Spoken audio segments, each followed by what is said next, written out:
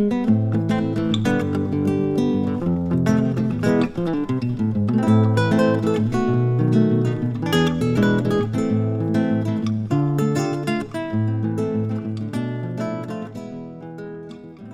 año se cumplen 40 años del paso del Colegio Universitario a la Universidad de Castilla-La Mancha. 1985 fue ese año. Es bueno que por estas circunstancias acudamos a las viejas glorias, a la prehistoria de esta universidad que fue el colegio. Estamos con el dinosaurio. Para hacer coincidir en este acto a un alumno de la primera promoción del primer año y a una profesora también, como es Amalia, la mujer de Jaime, profesora de francés de aquel primer año de 1974. Bueno, mis palabras son muy breves, simplemente para deciros, recordar que Jaime Brihuega fue profesor del Colegio Universitario de Historia del Arte hasta 1983, que fue ya la Complutense como profesor adjunto y ya hoy profesor emérito. Julián Díaz, aquel antiguo alumno de la primera promoción, hoy es el director del Departamento de Historia del Arte y a su vez catedrático. Esas son mis palabras. Doy paso ya a Julián Díaz para que presente a Jaime. Muchas gracias, Félix. Bueno, muchas gracias por llamarme Vieja Gloria, que es la primera vez en mi vida que me llaman Vieja Gloria. Me temo que esto es un momento, es un pequeño hito. Y sobre todo muchas gracias por pedirme que presente a Jaime, porque de verdad que es un placer y un privilegio presentar a Jaime Brihuega, que es profesor emérito de la Universidad Complutense de Madrid. Ha sido director del ICROA, ha sido director general de Bellas Artes. Esto lo digo sobre todo porque esto le da realmente una visión muy panorámica del sistema del arte en España, ¿no? Esto mezclado con su actividad de historiador del arte. Y sobre todo, Jaime pertenece a un grupo de historiadores del arte que en los años 70, en los últimos años 70, empezaron a publicar en editoriales hoy míticas como Cátedra, en colecciones míticas como Alianza Forma, y llevaron a cabo una renovación profundísima de la historia del arte. Descubrieron nuevos temas y, sobre todo, contaron la historia del arte de otra manera, ¿no? Que a mí me parece fundamental.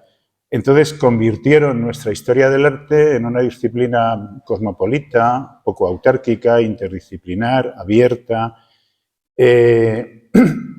Miraron con gran profundidad el arte contemporáneo y, bueno, en el caso de Jaime, pues él estudió las vanguardias artísticas. Todavía, yo sé que él no está de acuerdo, pero sus libros de aquella época, La vanguardia de la República, las vanguardias artísticas en España, manifiestos y proclamas y textos doctrinales, hay que leerlos. O sea, cualquiera que empiece hoy a estudiar la vanguardia tiene que leerlos, ¿no?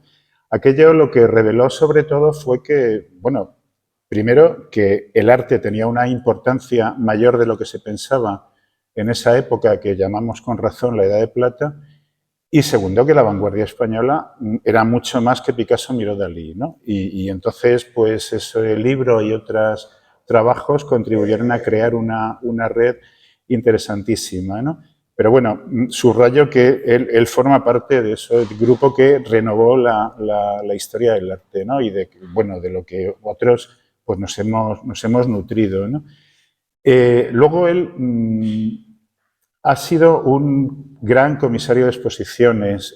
Nos llevaría horas mencionar todas las exposiciones que ha hecho Jaime, sería imposible, pero sí que voy a mencionar algunas exposiciones que siempre se han hecho con excelentes equipos, yo creo, y sobre todo, y esto es perfectamente comprobable y contrastable, han dado lugar a catálogos estupendos, que siguen siendo catálogos de referencia y que, bueno, pues que ha sido un descubrimiento. Por ejemplo, voy a mencionar algunas, ¿no?, que tengo aquí anotadas, ¿no? Alberto Sánchez, por ejemplo, ¿no? Hasta la exposición de 2000 de Alberto Sánchez, realmente era muy poco lo que sabíamos de Alberto, ¿no? Desconocíamos absolutamente su etapa rusa, por ejemplo, Barradas, Bores, la poética de Vallecas. exposiciones como Tránsitos, ¿no? Que a mí me resultó muy impresionante porque él cambiaba, o sea, ellos cambiaban un poco, a medias con Ángel Llorente, ¿no?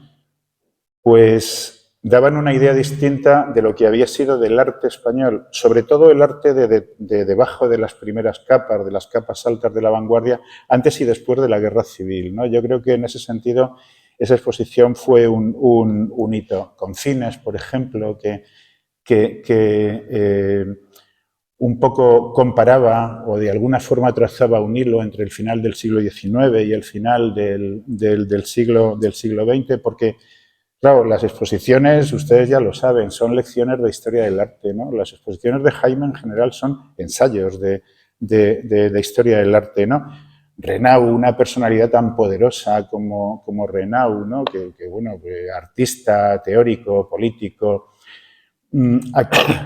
Por ejemplo, a Jaime le ha interesado siempre mucho y yo creo que eso es una de sus aportaciones, ¿no? Y si leen ustedes sus textos lo verán, la relación entre, para entendernos, lo que llamaremos gran arte y la cultura de masas, ¿no? Él siempre se preocupó mucho por la cultura de masas y por esa desjerarquización, que es verdad que son temas que están en la historiografía europea y americana desde los años 50, pero que a España realmente llegaron tarde, yo creo, ¿no? Llegaron más bien en los 70. Huellas dalinianas, ¿no? Que es una exposición que seguramente tendrá, esta conferencia tendrá algún eco de esa exposición.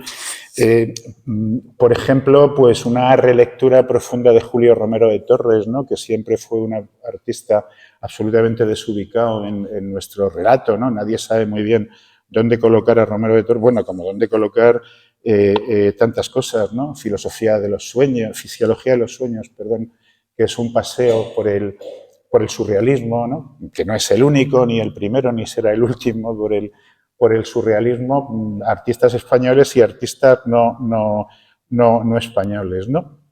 Modernidad latente, por ejemplo, que me parece que tiene un título muy revelador de la forma de trabajar de Jaime. Lo voy a leer porque es muy elocuente.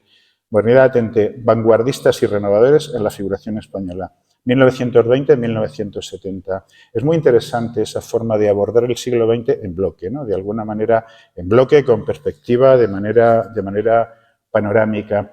Luego, Jaime también ha reflexionado sobre el método, ¿no? Pues ha hecho reflexiones importantísimas sobre la sociología del arte, que es un ámbito en el que él está, y sus temas, ¿no? Sobre cómo abordar las vanguardias, el estudio de las vanguardias, el tema de la iconosfera, ¿no? Yo la palabra iconosfera se le oía a Jaime por primera vez. Y bueno, pues ahí estamos.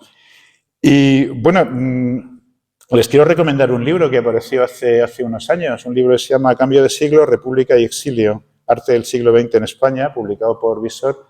Allí hay algunos de los trabajos más interesantes de Jaime y yo creo que da una idea de lo que es su forma de ver la historia del arte, ¿no? Y bueno, pues la buena escritura, la erudición, la capacidad de relación, y eso es importante. No me quiero alargar mucho más porque, en fin, a quien tenemos que oír es a Jaime, pero sí que quiero decir otra cosa. Él ha dirigido aproximadamente 20 tesis doctorales.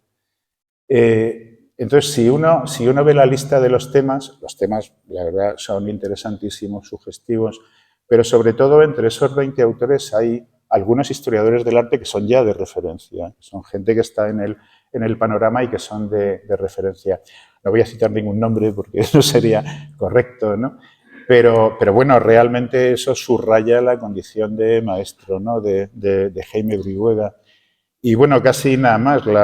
El universo freudiano de Dalí parece que es el embrión de una exposición que va a tener lugar pronto en el Thyssen. No sé, vamos a asistir de alguna forma a una primicia y pues nada más, les dejo con él y muchas gracias. Nos vamos. Nos vamos. Bueno, gracias por esta sonrojante presentación, sí, por Dios, que os sitúa a un dinosaurio, que de lo único que está orgulloso es que sus libros están superados por los de sus discípulos. Esto es así, se han quedado pasados de fecha, porque la cosa ha seguido avanzando. Para mí volver a Ciudad Real es motivo de mucha emoción. Además, me he encontrado aquí con antiguos alumnos, lo cual ha sido verdaderamente una experiencia impactante. Y gracias al museo por haberme dado esta oportunidad de llegar aquí. El universo freudiano de Dalí. La relación de Dalí-Freud, es decir, de Dalí con Freud, es una relación obsesiva. Así se llamó una exposición de la que fui comisario en el año 22 en el Belvedere de Viena, que se llamaba precisamente Dalí-Freud, una obsesión. Cuando uno lee las 5.000 páginas de letra pequeñita de los 6 volúmenes de escritos de Dalí y busca las veces que ha nombrado a Freud y la manera en que lo ha nombrado, se encuentra con una cantidad de citas absolutamente enorme que, digamos, superan todo lo esperable. Lo cita por activa, por pasiva, por arriba, por abajo, por delante, por detrás. E incluso cuando ya en Estados Unidos dice que abjura de Freud, Freud sigue obsesionándole y sigue su presencia en su obra, haciendo brotar de su interior todas aquellas cosas que habitualmente debieran quedar ocultas, pero que él ha dado libre salida. Si, de una manera muy corta, tuviéramos que definir la relación entre Dalí y Freud, yo me atrevería a decir lo siguiente. Dalí es un personaje que desde su infancia está absolutamente cargado de complejos, de obsesiones, de frustraciones, de ambigüedades y demás. Todo esto le tortura. Pero cuando a mediados de los 20 lee a Freud y la interpretación de los sueños en la residencia de estudiantes, se da cuenta que todas esas obsesiones que le torturan son un material maravilloso para construir todo un imaginario. Y de aquí hasta que se muere. Esa es, digamos, simplificando al máximo, esa es la razón de la cuestión. La cosa luego, en su desarrollo histórico, lógicamente es más lenta. El primer capítulo, y pongo Vida Secreta, porque Vida Secreta es el libro que él publica en Estados Unidos en el año 41, y donde cuenta sin el menor pudor todo lo que había sido su vida hasta ese momento, todas estas cosas que yo estoy diciendo y voy a decir él mismo, las dice de sí mismo. Y, digamos, el primer capítulo es mucho antes de conocer o saber la existencia de Freud, es su propia infancia. Ahí le tenemos de pequeñito, aparentemente muy contento, pero su infancia estuvo marcada por muchísimos traumas. No hay más que ver los primeros autorretratos que hace de sí mismo. Tenemos un personaje extraño, oscuro, hombre, que juega un poco el papel de retrato romántico que a veces nos recuerda a las primeras obras de Courbet, pero que nos está como amenazando, como diciendo aquí hay algo que no termina de salir. Su vida familiar es muy complicada. Su madre muere cuando él tenía 17 años. Es la de la izquierda. La de la derecha es su hermana Catalina. Su hermana Catalina, seguramente antes de morir, la madre ya estaba liada con el padre y finalmente luego se casa con el padre. Con lo cual, la ausencia de su madre, a ella se superpone la presencia de una madre postiza con la que su relación es un tanto extraña. Esto, lógicamente, a un adolescente le golpea. Hay un primer Salvador Dalí Domènech, un hermanito que muere mucho antes de nacer, unos años antes de nacer Dalí. Esto va a ser algo que él va a utilizar, es lo que va a reflexionar a lo largo de toda su vida. Ahí tenemos, a la derecha, lo que se llama un retrato de mi hermano muerto, que está en el Museo Dalí de Florida, donde la imagen de su hermano viene como desde la memoria. Nos parecíamos como dos gotas de agua, pero dábamos reflejos diferentes. Mi hermano era probablemente una primera visión de mí mismo, pero según una concepción demasiado absoluta. Él empieza a jugar con esta premonición de muerte de sí mismo, que es la muerte de un hermano que se llama exactamente igual que él. En parte se lo cree y en parte empieza a jugar con ello cuando nos lo cuenta en el año 81. Hay una película de Buñuel de los años 30 donde está el padre de Dalí y la madrastra de Dalí comiendo erizos. Es una película que pone los pelos de punta porque es un personaje que casi nos muestra un aspecto brutal, lamiendo los erizos que para él fueron enseguida un elemento que utilizó como símbolo y sobre el que escribió bastante. Y la tía, la madrastra, le está cortando los erizos para que se los coman. Y él lo ve así también. En estos retratos de su padre, el padre es un personaje enormemente autoritario, es un personaje, digamos, que le prohíbe cosas, es una autoridad que lo frustra y casi lo castra. Claro, en cuanto lea a Freud, maravilloso, con mi papá puedo hacer maravillas y lo voy a usar, lo voy a poner, lo voy a sacar. Pero hasta que lea a Freud, que le libera de su remordimiento, la figura del padre es una figura terrible, como terrible es esta del retrato que hay en el Museo de Barcelona, en el MNAC, y donde el padre, voy a decir cosas que os van a hacer pensar que soy un perturbado o un obseso sexual. No soy yo, es él. Es él. Esa mano que muestra la pipa es una mano que muestra un orificio. Y el orificio, el agujero, en Dalí, casi siempre va a tener un significado sexual. Y es, de alguna manera, el ano, del cual habla en su vida secreta continuamente y que supone cierta ambigüedad sobre su autoconciencia sexual. Es decir, su definición sexual, su papel sexual, va a estar siempre en tela de juicio y esto va a aflorar sobre todo al final de su vida de una manera mucho más evidente. La hermana con la que tiene una relación muy profunda que va más allá de la amistad y que incluso llega a tener matices, como personas que los conocieron de cerca me han transmitido, que rondan lo erótico. La hermana aparece a veces como un personaje fugaz, todavía es un Dalí muy joven, todavía es un Dalí que no ha desarrollado su lenguaje propio. Esta hermana que nos mira con el ojo, una mirada extraña, otras veces tiene una especie de perfil de pez extraño, y otras veces la retrata así, señalando ella misma sus propios glúteos. El tema de los glúteos, el tema del ano, es absolutamente fundamental en la obra daliniana y obviamente va a encontrar una justificación tremenda, aquí ya ha leído a Freud, en la lectura de la interpretación de los sueños y demás. ¿Por qué digo esto? ¿Lo digo gratuitamente? No, no lo digo gratuitamente. Ese mismo año, esta figura en la ventana es su hermana representada de espaldas y años después, en el 54, pinta a esta joven virgen autosodomizada por su propia castidad, donde son cuernos de rinoceronte los que flotan en el aire y en él son siempre los símbolos, digamos, de carácter fálico. ¿Y por qué va a usar los símbolos de carácter fálico continuamente? Porque él, entre las frustraciones que tiene, es la de su propia sexualidad, la de que tiene un miembro demasiado pequeño, la de que tiene miedo a realizar el acto sexual, que suple, de alguna manera, el coito lo suple continuamente con la masturbación. Y él se va a nombrar a sí mismo el gran masturbador, como veremos en la obra cumbre que marca el paso. El segundo gran capítulo, y así figurarán en la exposición del Thyssen cuando lo hacemos, es Dalí en la residencia de estudiantes. Él llega a la madrileña residencia de estudiantes en el año 22 y va a conocer allí, va a conocer el mundo, y va a conocer el mundo cultural. Y va a tener amigos como Federico García Lorca, como Luis Buñuel, como Pepín Bello, y va a ver a grandes próceres que vienen del extranjero, dan una conferencia y se van.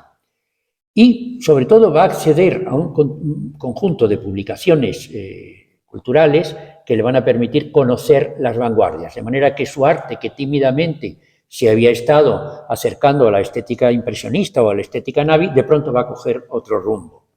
Otro rumbo como en estos Sueños noctámbulos, que es un retrato suyo, ahí le tenemos. Esta es Maruja Mayo, este es Maroto, Barradas anda por ahí también, los amigos que recorren Madrid por la noche, que es un tema que, si rastreamos un poco las posibles influencias, en algunos dibujos del dadaísmo de Zúrich tenemos cosas bastante parecidas. Toca esto, pero otras veces toca el futurismo. Aquí tenemos un paisaje de Madrid que claramente lo que está es transponiendo la estética que Gino Severini desde el futurismo estaba, y antes de digamos, desembocar en la estética cubista, estaba practicando. Es decir, se transforma en una verdadera esponja que absorbe lo que se está haciendo en todo el mundo occidental, lo hace suyo y lo traslada al exterior. Como en este retrato cubista de Lorca, lógicamente está echando manos del cubismo en parte analítico y también en parte sintético, sobre todo con una predominante influencia de Juan Gris, el poeta con, lógicamente, el papel que está escrito. Entre ambos se inicia una relación de amistad que está trufada del deseo que hacia él tenía Federico García Lorca. Deseaba a Dalí, como se nota en el poema que le escribe y demás. Y Dalí recuerda en sus memorias cómo de alguna manera jugaba con él, no le dejaba acercarse. Pero independientemente de esta relación en el ámbito de lo personal, lo importante es que hubo una transferencia de emociones estéticas absolutamente brutal, como tendremos ocasión de ver.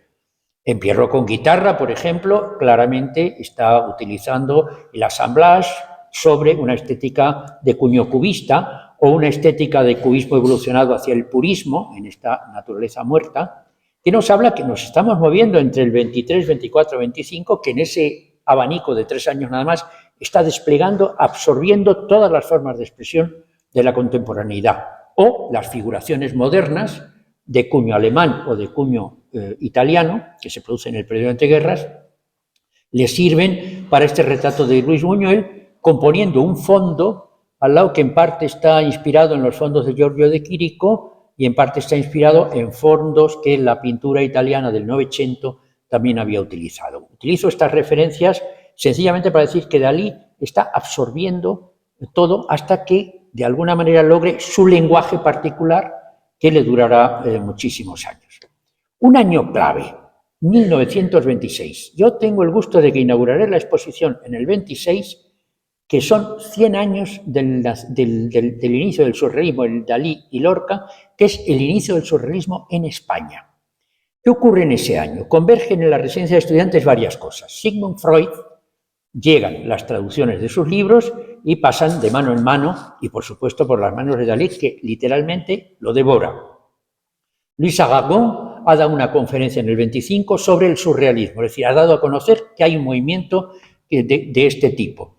Santiago Ramón y Cajal, nuestro gran científico premio Nobel, después de haber tenido ciertas disputas con de Pío García Estrada y demás, bueno, vuelve a amistarse y vive en la residencia durante ese año, mostrando sus obras. Y empiezan a llegar, veremos que todo esto se va uniendo, estas cuestiones. Empiezan a llegar revistas surrealistas donde hay ilustraciones de Tanguy y de Masson, sobre todo de las que llamamos de dibujo automático. ¿Qué significa esto?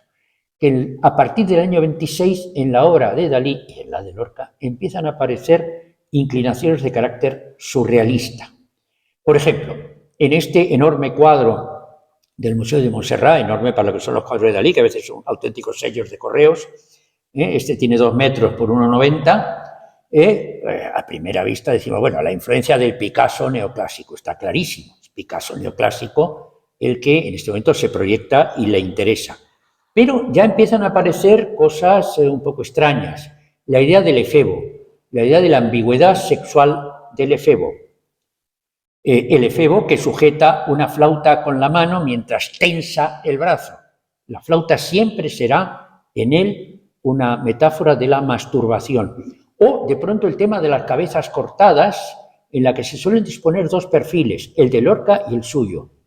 La amputación. Es decir, empiezan a aparecer cosas que ya nos hablan de cierta proyección freudiana, porque esto, por ejemplo, que es una roca que se cae y tiene que ser sujeta por este palito, como sujetarán las muletas en los años siguientes muchas de sus formas blandas, expresa ese miedo a la flacidez del pene, el miedo a la impotencia que le va a acompañar durante toda su vida.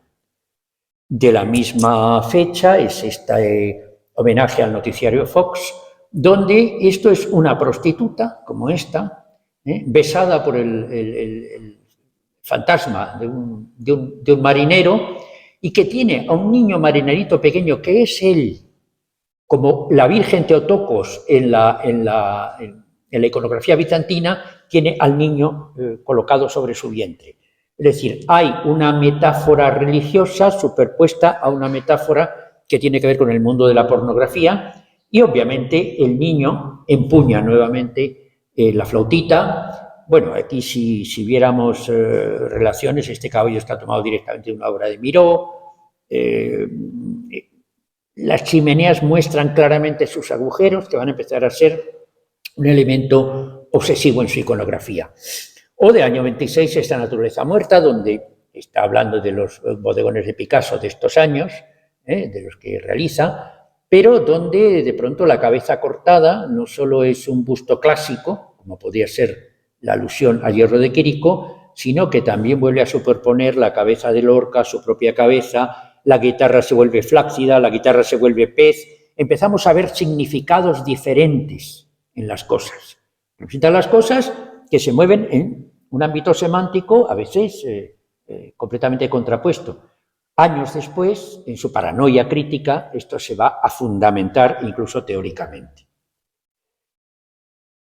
¿Qué ocurre? Santiago Ramón y Cajal llevaba publicando los dibujos histológicos del tejido nervioso desde finales del XIX. Era una figura mundialmente famosa y mundialmente conocida. Estos son neuronas, cada una pertenece a un corte determinado, y lo curioso es que ya los surrealistas internacionales de pronto piensan que, a fin de cuentas, ¿qué está pintando, qué está dibujando Cajal? Los músculos del pensamiento, los músculos del alma, los músculos de las trastiendas de la conciencia, donde todo esto, digamos, podría desembocar en lo que el surrealismo está buscando, transferir el muro donde la razón se atraviesa y se va a buscar qué hay ahí oculto. Y se crea lo que se llama el dibujo automático, es decir, sin pensar muevo las manos, es la esperanza de que brote de mi interior todo aquello que no me atrevo a contar o que no sé contar de una manera racional. Pero es curioso que estas formas no están muy lejanas de los dibujos histológicos de Cajal. Y no digamos cuando en la residencia de estudiantes se recibe el libro de Benjamin Perret, Dormir dans les pierres, y de pronto vemos que en las ilustraciones aparecen muchísimos elementos que tienen resonancias neuronales. Con lo cual ellos, el surrealismo, Tanguy, Masson, por ejemplo, llegan dibujos de Masson también, y también es este dibujo automático, y encima Ramón y Cajal, pues vamos a ello. Bueno, hay dentro de lo que es la fisiología como forma de expresión de todo ello, pues incluso podríamos ver este František Kupka, ¿no?, que habla del tejido en parte nervioso, en parte sanguíneo, como mundo interior. Pero a lo que voy es que de pronto empiezan Lorca a representar cosas que son claramente neuronas, como en este dibujo sin título de la Biblioteca Nacional, o donde aparecen las neuronas, las dendritas, los axones y demás. O, por ejemplo, el pelo que rodea este sexo del que surge el triángulo giorgio-quiriquiano, está rodeado de lo piloso. Lo piloso tiene que ver también con lo radicular, con las raíces, tiene que ver con las neuronas, tiene que ver con los capilares sanguíneos. Y eso es toda nuestra anatomía, que era algo que les preocupaba mucho como pintura y por escrito a ambos. Tanto lo mencionaron en muchísimos de sus obras, tanto Lorca, en este caso, como Dalí. Son innumerables los ejemplos que podríamos poner de esta proyección de lo cajaliano sobre y encima esto les permite avanzar y sumergirse en el trasfondo freudiano que viene justificado por la lectura que están haciendo. ¿Hasta qué punto Tanguy es un modelo? Pues en este San Sebastián, en la revista L'Amique des Arts, claramente toma como modelo esta figura sin cabeza a la que un pez le muerde el cuello. Es decir, Tanguy obviamente es un modelo, pero en esta decapitación de los inocentes de la izquierda, si nos damos cuenta, es prácticamente una transposición del corte del centro cerebroide de la sepia que en 1917 había dibujado y publicado posteriormente Cajal. O, por ejemplo, en este corte del bulbo a altura del núcleo del nervio del ratón, la forma de composición es la misma que en el asno con números o que en el homenaje a Góngora que publicó en Litoral. Es decir, claramente esta relación está muy clara y se hace absolutamente radiante cuando vemos este dibujo en comparación con los dibujos de células o estos peces que se transforman a veces en elementos microscópicos o estos cortes celulares estos dibujos de Dalí. Es decir, la referencia es muy clara para incorporar lo fisiológico al tiempo que lo psicológico está siendo leído a través de los libros. Y empieza, digamos, la confusión sobre sí mismo. Su cabeza se desdobla en 3, se desdobla en 2, vuelve a desdoblarse en 3. No soy uno, soy varios. No tengo una unidad, tengo otras dimensiones. Y todo esto viene, ni más ni menos, de una aplicación sistemática de lo freudiano. Hasta que de pronto encuentra el lenguaje que va a utilizar durante las décadas siguientes. Este es un estudio para un cuadro desaparecido, que conocemos por una fotografía, la miel es más dulce que la sangre. Pongo este porque aquí realmente están los elementos, donde ya, digamos, buena parte de la imaginería surrealista que va a desarrollar Dalí con un trasfondo freudiano ya la tenemos.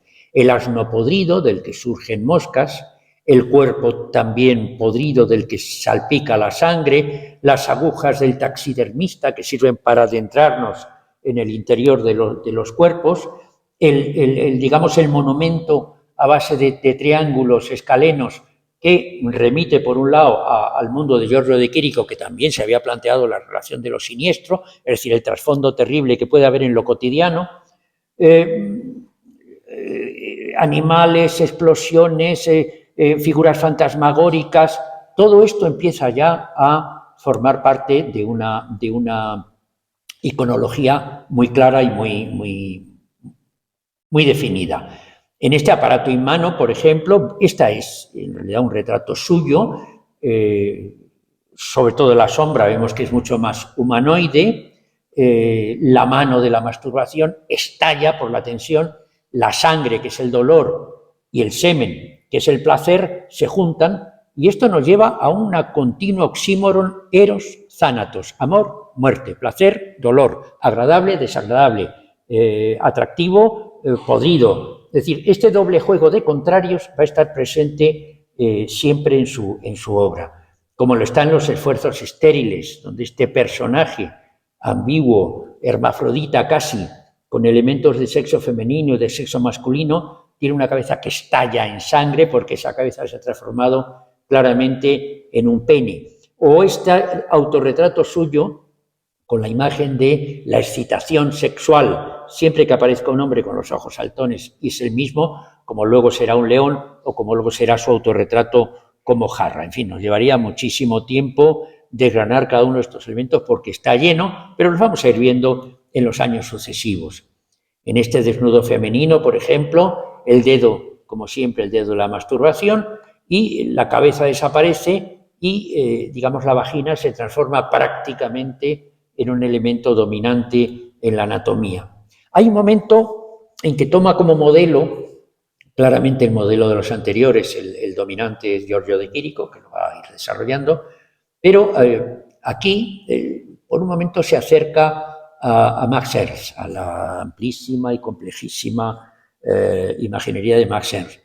El asno podrido, pero es que es muy importante porque la putrefacción del asno le va a acompañar hasta el perro andaluz, por ejemplo, que volverá a salir, veremos alguna imagen de ello. Lo podrido lo rechazamos, pero a él le atrae. Es decir, lo repugnante y lo atractivo, siempre el juego de valores contrapuestos, que son los significados que en el inconsciente cobran forma, como le ha contado en sus escritos Freud, o por ejemplo en La vaca espectral o algo así. En el año 29, después de digamos, entrar a formar pareja con Gala Dalí, que era la mujer de Paul Éluard, que les había visitado en Cadaqués, él acaba siendo admitido en el grupo surrealista francés. Ahí le tenemos en el centro, con los personajes de Breton, Max Ernst, ahí están todos prácticamente. Y ahí es donde presenta una de las obras claves donde el lenguaje alcanza ya una madurez definitiva y donde su estética va a ser enormemente identitaria. Reconoceremos a Dalí siempre cuando aparezca esto. El gran masturbador es un autorretrato sobre, digamos, donde la figura, digamos, se adelgaza, se destruye, sueña, es herida por el anzuelo del que cuelga el elemento flácido sobre el que se produce la suma de piedras y demás que nos lleva al mundo de las playas, o donde emerge una mujer, en este caso Gala, abajo está el león de la excitación sexual, Gala se acerca hacia él como escultura, en una clara alusión a la felación, que será para él algo absolutamente fundamental. Pero también el arrepentimiento, el miedo, la frustración que viene de una determinada formación. Es decir, ya aquí empiezan a estar todos los elementos juntos. ¿De dónde sale esa imagen del gran masturbador? Pues si vamos al Jardín de las Delicias del Bosco, ampliamos este fragmento de aquí y ponemos de pie, pues vemos que en parte sale de ahí. Y en parte sale también de las rocas del Cabo de Creus. Realmente cuando uno visita el Cabo de Creus dice, ¿cómo no se le va a ocurrir todo lo que se le ha ocurrido? Eso es una enorme escultura viviente, casi, la manera en que las rocas están perforadas por la erosión de las olas. El juego lúgubre es una de las obras fundamentales, donde se exponen, curiosamente este cuadro tiene detrás un dibujo de Lorca todavía. El gran masturbador, sus sueños explotan, a veces son sombreros, a veces son insectos, se rompen, se rajan, muestran su interior, o donde este personaje, que claramente se acerca a masturbar, no se sabe bien si a un hombre o a una mujer, porque los dos elementos están confundidos, de alguien que a su vez muestra una mano gigantesca, es una alusión a la figura del padre, según la había representado Giorgio de Chirico en muchas de las esculturas. La relación de Giorgio con el padre era también enormemente conflictiva, había muerto pronto y queda con una enorme obsesión. El león, este personaje que es abrazado, donde el excremento también surge, lo desagradable junto al agradable, le abraza a alguien que se mete un dedo en un ojo, que es a su vez la cabeza, que es a su vez como un ano, y muestra desesperado lo que le acaba de ocurrir, son elementos que van mostrando toda esa contradicción, pero esa contradicción ya no es dolorosa, es para él la salida hacia el exterior del universo de su subconsciente. Ahí tenemos detalles de cómo es esa explosión, o esta parte baja, como son esos cuerpos, o el león, o la pareja que antes mostraba. En El hombre invisible, que está es una pieza realizada entre el 29 y el 33, está en el Reina Sofía, de pronto nos juntamos con las imágenes dobles, que van a ser la clave de su método paranoico crítico, que empieza a escribir en el año 30, irá desarrollando en escritos sucesivos y mucho interesará sobre todo a Lacan, que entonces serán compañeros y se transferirán todas las experiencias. Bueno, es un hombre con sus hombros, sus brazos que caen aquí delante, pero en realidad, si nos acercamos, esto no son brazos, es un torso femenino de espaldas, esto es una columna. Es decir, hay dos lecturas de la misma imagen. Luego veremos otras imágenes de este tipo que se ven con más claridad y no necesitan tanta descripción. Pero esto me da pie para establecer una relación que ha sido inédita hasta que empezó yo a darle vueltas, que es la relación de Dalí con Julio Romero de Torres. En principio diría, bueno, Julio Romero de Torres es un pintor regionalista, metido en todo el cordobesismo y demás, y bien, había sido profesor suyo en la escuela de San Fernando, profesor de la cátedra de ropajes. Y en Vida secreta cuenta un sueño que tiene después de una clase con Julio Romero de Torres. Ya nos avisa que hay cierta relación. Pero vamos a ver que la relación es más extensa de lo que en principio pudiera pensarse. Hay un cuadro de Romero de Torres que es La Saeta, donde esta mujer con esa cara extraña está cantando esa mezcla de dolor y excitación que es la saeta como canción de Semana Santa, rodeada por una vieja, cuidado, una muleta, qué curioso, pero bueno, todavía no significa nada concreto, y un ciego que la oye y eleva sus manos. Esas manos, curiosamente, no son muy diferentes de estas. Esa cara no es muy diferente del fenómeno del éxtasis, que tomando fotografías de carácter médico y de carácter estético y artístico, compusieron este collage de Dalí. Esa cara del éxtasis en la que canta es el éxtasis de la cabeza cortada y podrida, de la muerta, en toda la obra de Julio Romero de Torres. Ahí hay una extraña relación. Si ahora pongo al revés las manos del hombre invisible, vemos que están claramente tomadas de ahí. Pero la cosa no termina ahí. En El perro andaluz hay un momento en que el personaje se acerca a la mujer, cierra los ojos, es decir, deja de ver y le toca los pechos y le toca las nalgas y chorrea un líquido blanco por la boca. Lógicamente es lo que está soñando el ciego. O sea, yo creo que la relación es claramente manifiesta.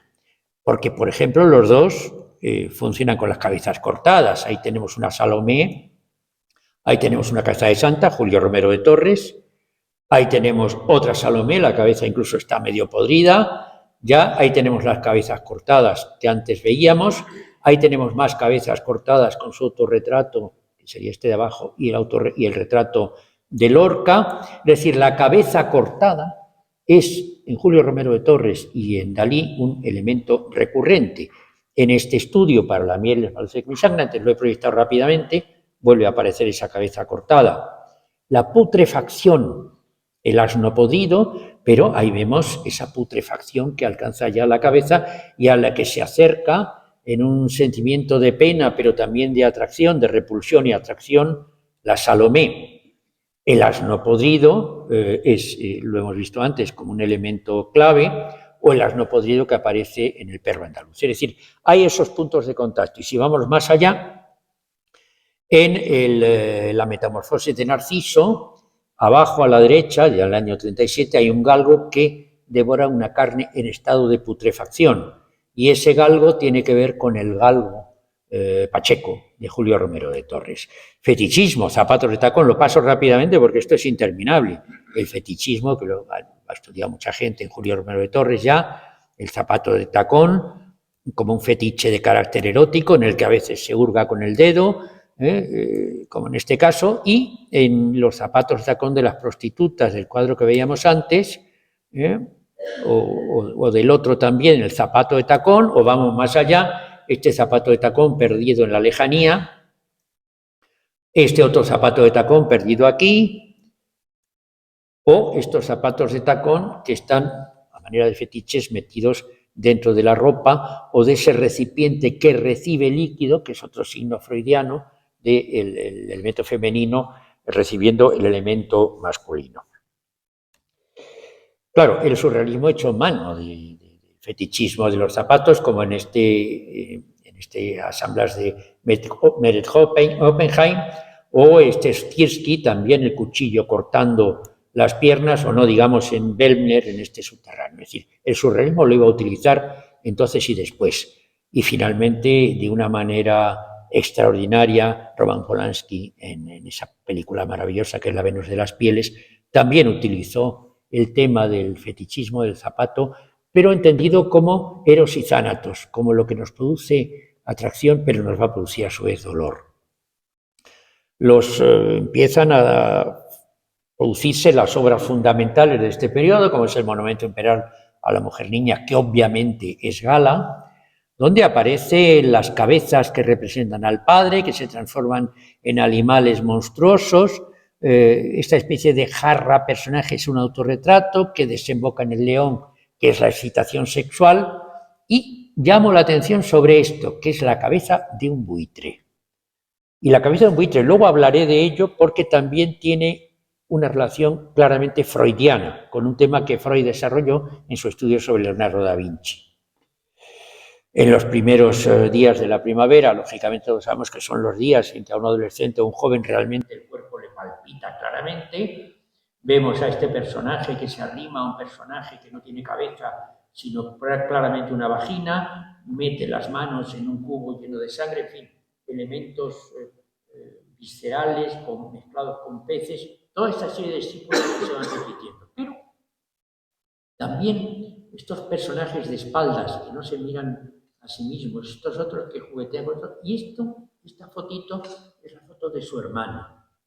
Y esta niña que se acerca a ofrecer algo a un viejo, este viejo ya es Freud. En Los placeres iluminados, él vuelve a representarse como jarra, empieza a acuñar un vocabulario que ya luego repite continuamente. Y al repetirlo continuamente, nos hace prácticamente habituales de su estética. Digamos, con ello nos atrae. Es uno de los surrealistas más fáciles de comunicar, incluso con el público no necesariamente experto en estos temas. Porque además, la paranoia crítica, que es el método que está desarrollando, no solo quiere provocar en el artista ese estado de gracia que le permite ver imágenes que tienen dobles significados, sino que permite transmitir esto al espectador, que vuelve a ver esos dobles significados. También, como siempre, elementos de carácter erótico por todas partes, el miedo, el arrepentimiento al mirar, y la curiosidad, el voyeurismo, y hay el gran masturbador aquí, la jarra, el león, en fin, su hermana en este retrato. Todos estos elementos que, insisto, cobran naturaleza positiva después de haber leído las obras de Freud, o él piensa que así ocurre. Nuevamente la jarra, el león, que se presentan las hormigas saliendo, el padre con la extraña relación con el hijo, es decir, aquí posiblemente la pederastia está también enunciada en muchos casos, o en esta torre antropomórfica, el primer término es claramente una alusión a la felación, pero a un cuerpo que en la parte superior también puede ser un cuerpo anatómicamente femenino, y la torre con las dos esferas y, digamos, la masa pilosa detrás es claramente una alusión, digamos, de carácter fálico. Durmiente, caballo, invisible. Aquí tenemos uno de los ejemplos más complejos de las imágenes dobles. Esto podría ser un león, la cabeza de un león, y está la parte trasera del león. Pero esto podría ser la cabeza de un caballo hacia abajo, pero también es una mujer dormida que echa la mano hacia atrás, pero también es la figura de un hombre con la cabeza de la mujer, o la figura de dos hombres que empujan una barca. Es decir, en un mismo conjunto de imágenes se juntan unas con otras, nos dan imágenes globales, fragmentariamente otras. Esto es las imágenes dobles, llevado a sus últimas consecuencias, y esto ya empieza a darle suficiente materia para escribir el tema de la paranoia crítica. Por ejemplo, hombre pescado, esa cabeza está, o mujer pescado, está donde está el reloj, está representada por una adición de peces. Al fondo el zapato que veíamos antes de tacón, como elemento fetichista, y el ciprés, que va a ser un elemento claramente fálico. El tema del padre en Guillermo Tell, claro, Guillermo Tell es la leyenda, le llaman para que pone una manzana en la cabeza del hijo, que tiene que disparar la ballesta, y lo que lo hace, se arriesga porque sabe de su puntería y no va a matarlo. Pero claro, es el padre que se juega la vida del hijo, es el padre tremendo, el padre castrador, esas tijeras en la mano. El padre al que se le sale el sexo por el calzoncillo, como cuenta él que le ocurrió viendo a su padre un día saliendo cabreado al balcón, se escapó como una salchicha, decía su sexo. Bueno, muchísimas imágenes que giran en torno a lo mismo. El sueño.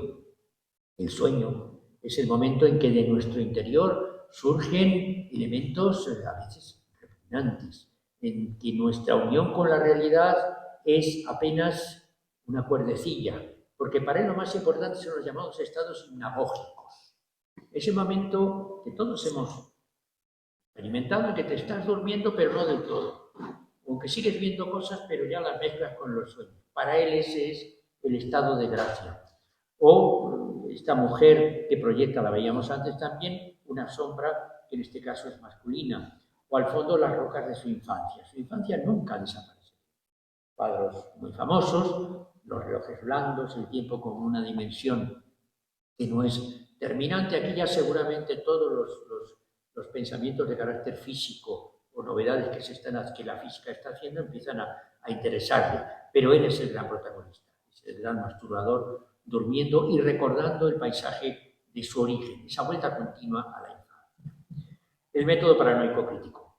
Lacan, digamos, lee un artículo suyo llamado El asno podrido, le parece interesante, tiene una cita y empiezan juntos a intentar transmitirse los elementos para construir una teoría. que tarde o temprano es una teoría desarrollada en el tiempo, expresada en muchos libros, y se publicará por fin completa en el año 71 en un libro llamado Sí, del cual hay traducciones al español. El Ángelus de Millet, una idea, un cuadro donde hay tanta mística, tanto rezo y demás, donde, según parece, tal vez hay un doble juego, no se sabe muy bien, tal vez son dos padres viendo a un niño enterrado. Para él empieza a haber significados distintos que se superponen. Va a ser un tema que va a representar muchas veces, cuajado de signos de carácter diferente. Fosfeno. Fosfeno es una sensación visual producida por la excitación mecánica de la retina, una presión sobre el globo ocular. Es decir, imágenes, esas imágenes que aparecen fantasmagóricamente son imágenes de padre, imágenes de personaje enloquecido, imágenes de furor sexual, todas proyectadas, como siempre, sobre el elemento fálico del ciprés, como en este ciprés, por ejemplo, nuevamente, que expulsa líquido, base, como esa fuente, que tiene pegado un paño, el paño, seguramente el pañuelo que él ha usado después de la masturbación, y que de pronto asoma aquí, vuelve a llamar la atención por la cabeza del buitre. Es un elemento que está dándole vueltas continuamente. Bueno, hay imágenes muy elocuentes que no necesita comentario, como este pan catalán o este pan antropomórfico, donde la idea del pan, que sus recuerdos de vida secreta, están relacionadas a las migas de pan, con su despertar sexual, etc. O el nacimiento de los deseos líquidos, los propios títulos están mostrándonos. Yo mismo, a la edad de 10 años, cuando era un niño saltamontes, complejo de castración, yo a la edad cuando era un niño saltamontes, esta mesa que de pronto se alarga, se estira, se erecta y se vuelve blanda, de alguna manera apuntando hacia el infinito. O este Guillermo Tell, cuya nalga se transforma en este gran elemento fálico sujeto por la muleta, con un paño sucio encima, o este elemento del gorro que también le ocurre. Guillermo Tell es la imagen del padre, el padre como la autoridad castradora. Uno de los ejemplos más claros de lo que son las imágenes dobles, él las ve en la realidad, porque ve de pronto una postalita de carácter colonialista, donde hay unos africanos sentados en torno a una tumba, y cree ver un rostro picasiano. Rápidamente lo pinta, fijaros que no hay apenas variación, pero si lo ponemos así, tanto la foto original como esta es una cabeza que de alguna manera sí. Entonces, cree que proyecta sus pensamientos sobre el pensamiento picasiano. Es decir, Picasso realmente crea sus obras tal vez superponiendo objetos que tienen un significado diferente en principio. O en esta paranoia, este personaje, este busto femenino, aquí está la cabeza, los ojos, la boca, la nariz, pero si nos acercamos es una especie de combate renacentista, vuelve a ser los dobles significados. Construcción blanda de judías servidas, premonición de guerra civil, fechada en el 36, yo creo que es un farol que se mira a él, que ha premonizado la guerra civil, no. Los dibujos primeros son del 34. Y es un personaje que, eso sí, se estruja a sí mismo dolorosamente y construcción con judías blandas servidas. Es decir, el tema del excremento con el tema de la comida son elementos que están continuamente relacionados en él, como Juan Antonio en su libro sobre Dalí, pues Pedro Ramírez fue capaz de estudiar de una manera muy clara la autodevoración, este canibalismo en otoño, personajes que se devoran a sí mismos. Este sí puede estar cerca del 36, realmente esta fecha. Sí puede ser, y sí puede ser ya una alusión a la guerra civil. O el gran paranoico, esa cabeza corte clásico que sin embargo vemos está construida con una serie de figuras humanas que se superponen. Freud. La obsesión de ver a Freud. Él cuenta que hizo 3 viajes, tenía cita con Freud, llegaba y luego le decían que no podía ser. Fueron 2, me cuenta que fueron 3, pero fueron 2. En este cuadro, pintado en el 36, de alguna manera él representa su disgusto ante no ver a Freud. Porque esto que hay aquí es una postal casi de la Viena, del entorno donde está el barrio del actual Museo Freud de Viena, donde estaba el despacho de Freud, donde él iba, y donde no logra verlo. Y él, posiblemente, este escritorio que abre los cajones, son los cajones de la mesilla, donde se supone que habitan los sueños, todo aquello que, digamos, hemos de investigar y hemos de hacer surgir. Este cuadro realmente, donde las piernas a su vez parece que muestran otros elementos diferentes, pero este es él intentando llegar a Freud que no le recibe. Pero yo estoy seguro que le pasaron al despacho de Freud, aunque luego Freud no pudo recibirlo, y pudo ver la colección de amuletos romanos de Freud, lo cual va a ser muy importante como fuente iconográfica. De esta fecha, del 37, que va a ser el momento que ya se está acercando a la reunión que va a tener con Freud, gracias a la mediación de Stefan Zweig, va a visitarlo en Londres después de que Freud va a tener una pequeña reunión.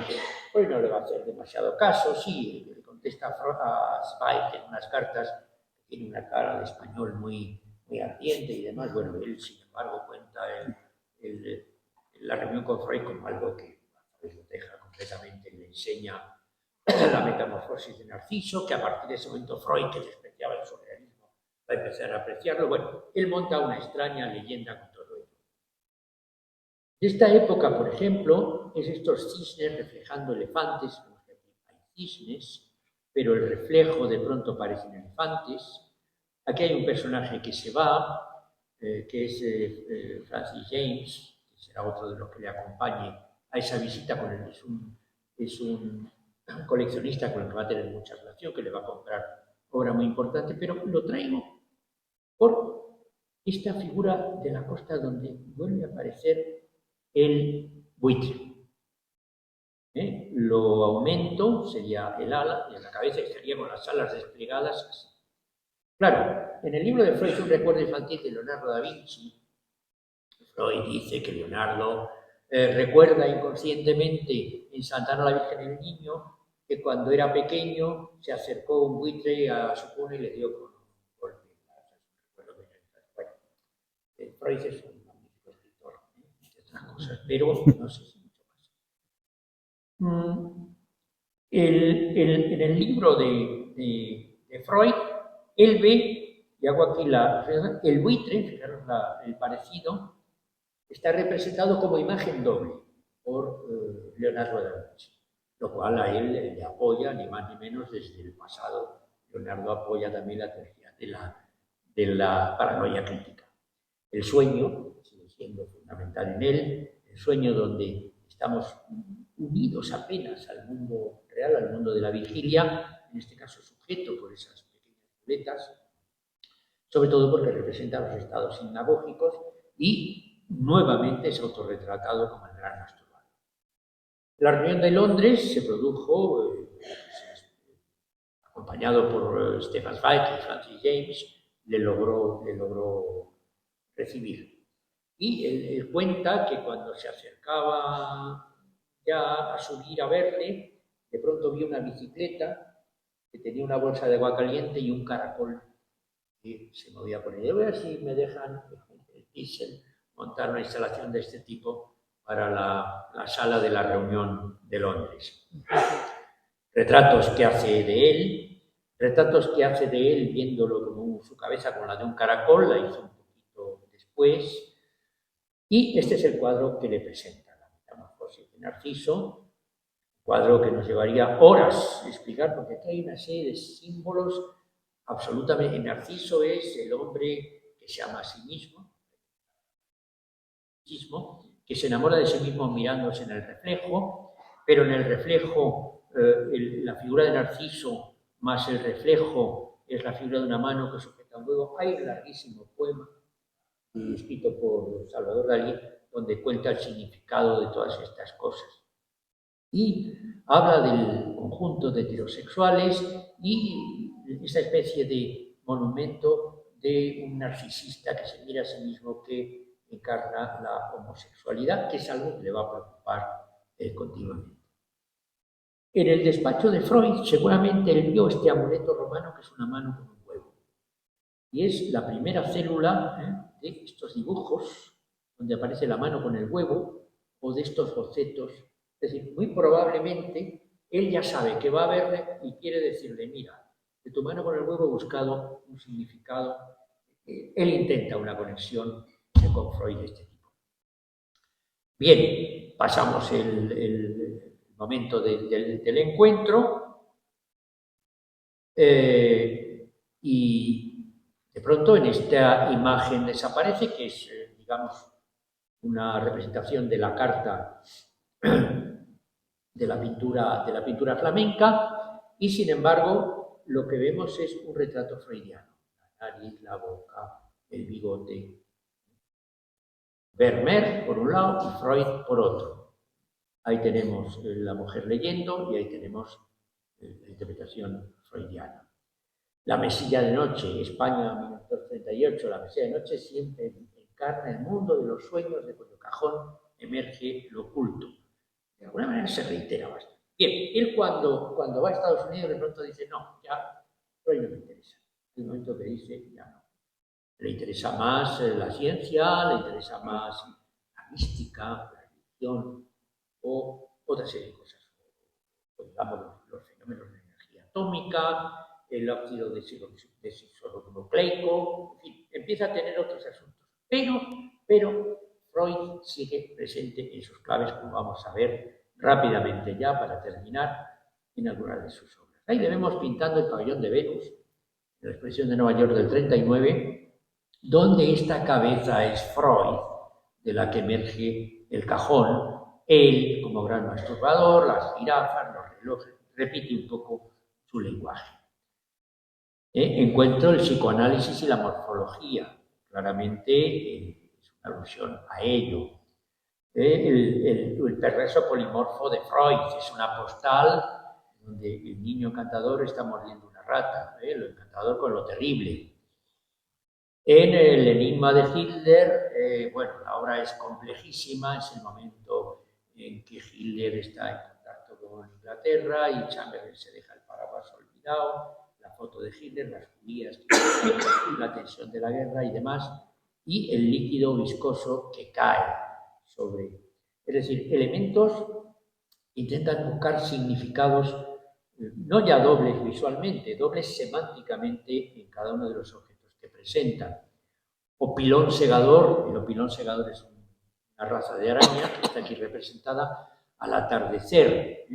Elementos como la flacidez de todo su cuerpo, que a su vez toca este violonchelo que se deshace y también muestra sus hendiduras y demás, el cañón del que surge el caballo.